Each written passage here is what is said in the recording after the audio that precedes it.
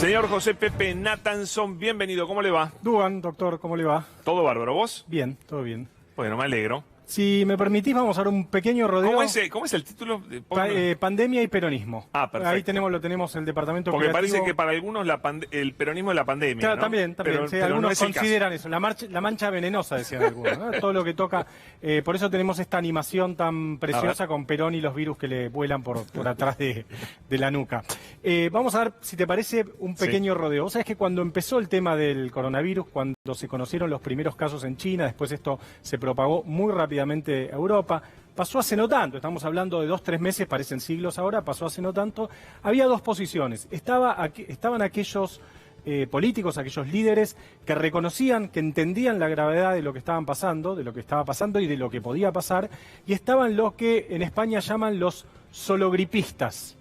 Es decir, la gente que decía esto es una gripe. Ah, solo gripistas. Solo gripistas, claro. le dicen en España, aquellos que decían, bueno, esto es una gripe, ya va a pasar. No eran líderes poco importantes los que defendían esta hipótesis. De hecho, en el continente americano, los tres líderes, los tres países más importantes del hemisferio, Estados Unidos, Brasil y México, eran sologripistas. Sí. Era Trump, ustedes se acuerdan, decían, bueno, esto va a pasar, esto es como una gripe.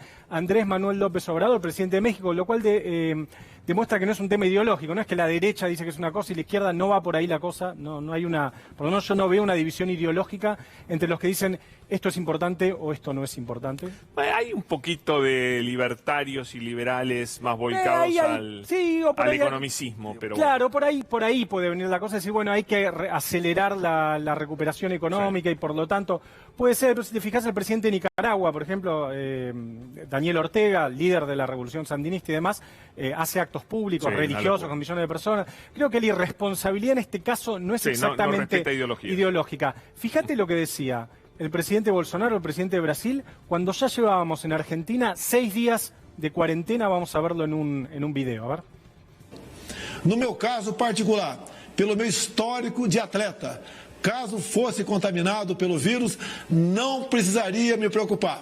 Nada sentiria ou seria, quando muito, acometido de uma gripezinha ou resfriadinho. Justamente ayer, Pablo, Bolsonaro, aprovechando las Pascuas, salió a caminar por unas panaderías de Brasilia y sacó selfies con la gente, abrazó gente y demás. O sea, sigue militando contra el aislamiento que ya declararon todos los estados de Brasil y que incluso su propio ministro de Salud defiende. Sí. Este es el caso de Bolsonaro. Todos estos presidentes, salvo Bolsonaro, giraron. Trump ya declaró la cuarentena. Andrés Manuel López Obrador cambió totalmente. Efectivamente, porque me parece que, a ver, porque yo lo que quiero señalar con esto es, hay que pararse en lo que pasaba hace un mes cuando el gobierno de Alberto Fernández decidió declarar la cuarentena, un mes, un poquito más.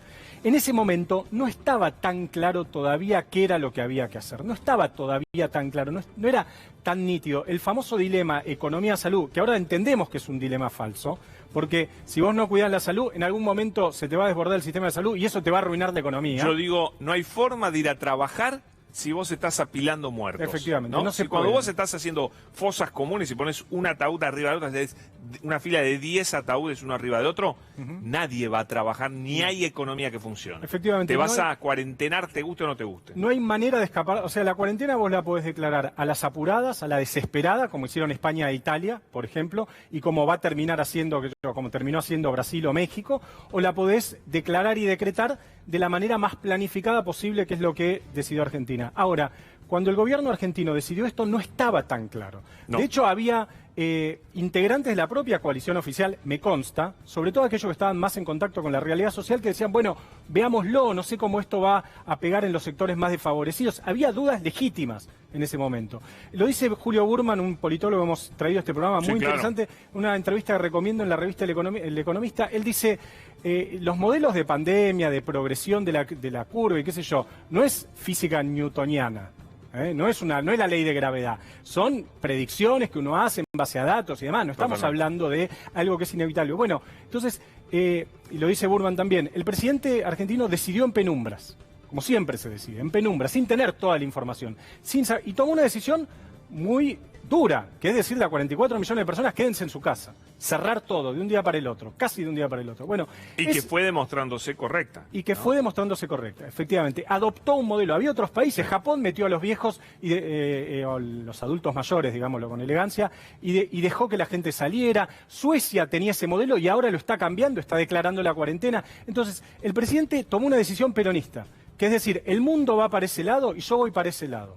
¿Qué es el peronismo? Pero fue acelerando. Fue a toda velocidad, como lo hace el peronismo. Por eso, ¿Ah, sí? Por eso yo decía, y bueno, ¿cómo uno le explica el peronismo a un alemán o a un español? Uno puede decir, bueno, el peronismo es un movimiento que creó Perón en los 40, hay 20.000 definiciones. A mí me gusta la idea de que el peronismo es la capacidad de interpretar una época, de entender una época.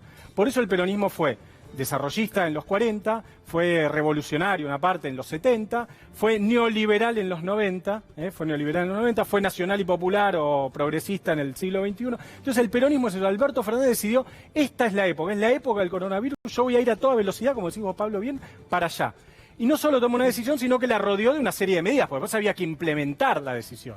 Entonces, ¿qué dijo? Sí, dijo, amortiguar. Cuarentena total.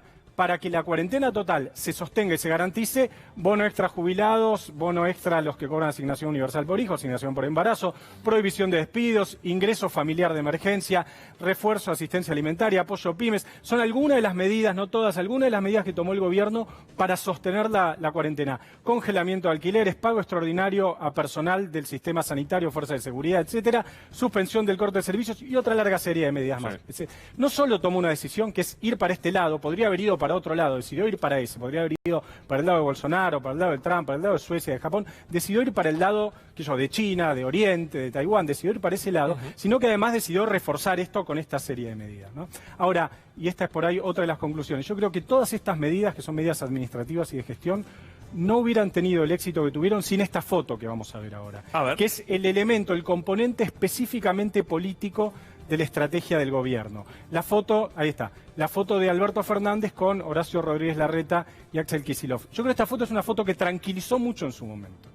Le generó a la gente más una enorme que tranquilizó. Calma. Más que tranquilizó. Yo creo que esta fue la foto que cambió todo. Es que efectivamente... Sobre todo para Alberto Fernández. Sí, ¿no? Sí. Hay que ver cómo le va a jugar más adelante a Horacio Rodríguez Larreta y cómo le va a jugar a Axel Kicillof. Pero que esta foto al presidente le cambió el panorama. Bueno, lo dijo Durán Barba, que está bien, no es santo de mi devoción, creo que tuyo tampoco, pero creo que lo explicó bastante bien, ¿no? Que la foto esa... Esto le gustó mucho a la gente, como vos decís, tranquilizó. Sí, la foto tranquilizó mucho, es una foto de mucho consenso, que fue... el flash se prendió en el momento justo.